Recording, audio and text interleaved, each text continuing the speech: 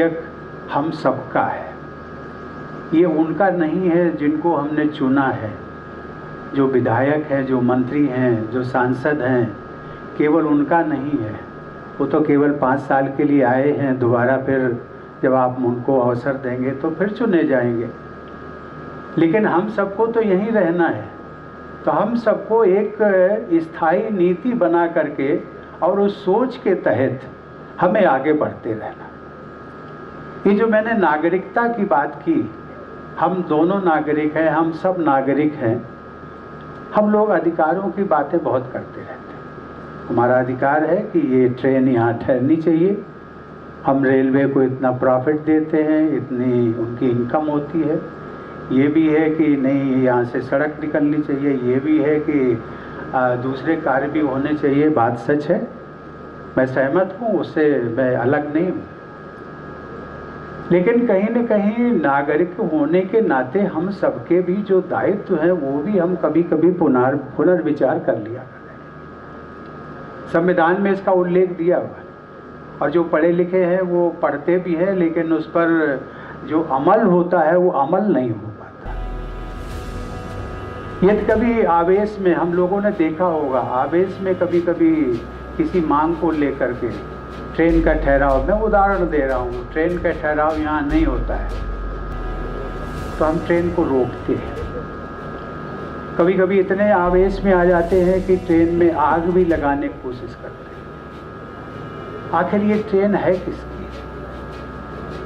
ये मैंने केवल ट्रेन का उदाहरण दिया है। इस प्रकार से न जाने कितने, कभी कभी हम लोग एक आंदोलन चलाते हैं, उसमें बसेस को आग लगाई जाती है, स्कूटर्स, मोटरसाइकिल, सड़कों पर न जाने क्या क्या होता है। ये एक अच्छी प्रवृत्ति नहीं है। इसमें हम लोगों को एक क्षणिक संतोष मिल सकता है, लेकिन अंततोगत्वा हमारी पीढ़ी ही इसको सफ़र करने वाली है। ट्रेन अगर रुक जाएगी, ट्रेन को आग लगा दी जाएगी, ट्रेन का नुकसान होगा, किसकी है? कहते हैं कि सरकार का। सरकार किसकी है? अरे जिसने टैक्स दिया है, जो टैक्स देता है। आज यदि मैं कहने को सब जानते हैं इसलिए कहना, उसमें कोई बुराई नहीं है। यदि राष्ट्रपति देश का हाईएस्ट पेड एम्प्लॉई है तो वो टैक्स भी तो देता है।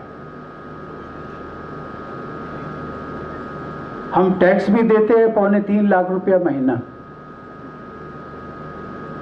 लेकिन वो कोई कहेगा कि आपको, लेकिन जो मिलता है उसकी सब चर्चा करते हैं कि आपको तो 5 लाख मिलता है,